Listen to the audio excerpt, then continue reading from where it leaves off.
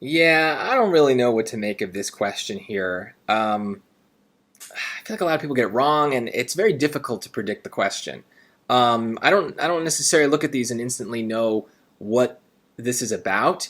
The one clue that we can maybe use to predict the question and get ourselves on the right track is the fact that do and did are basically the same word.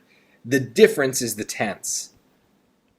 And so we can think, well, maybe we have to think about tense. And tense usually involves what I like to call symmetry.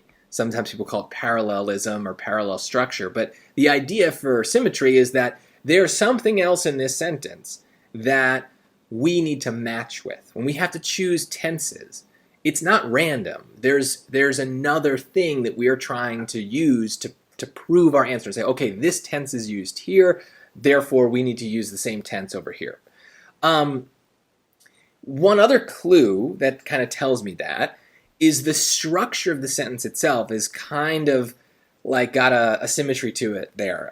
But some fruits do not respond as well to one MCP as others do. And so there's like a comparison being made. And comparisons are very common when we're talking about symmetry.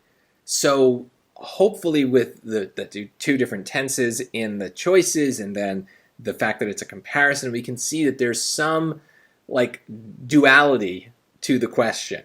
And we need one side to match the other.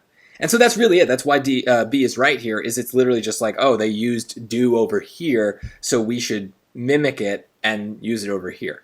I guess in a way it's not as obvious, but C and D are also kind of like a tense thing. I know it looks like they're different words, but have is kind of past tense and will is kind of future tense, and so those also are kind of fitting into the same mold. It's just not as obvious because the word that we're talking about is kind of changing as well. So it's tricky. You might have just gotten this by sound, but if you didn't, that's a case where like you really would love to have a rule, something to point to and say, yeah, this is my proof that my answer is right. And I do think that this is a grammar question, so we do have hard rules here that we're following. It's just because the choices are so short, it's kind of hard to recognize what the rule is. So I get it if you had trouble with this. It's just a hard question.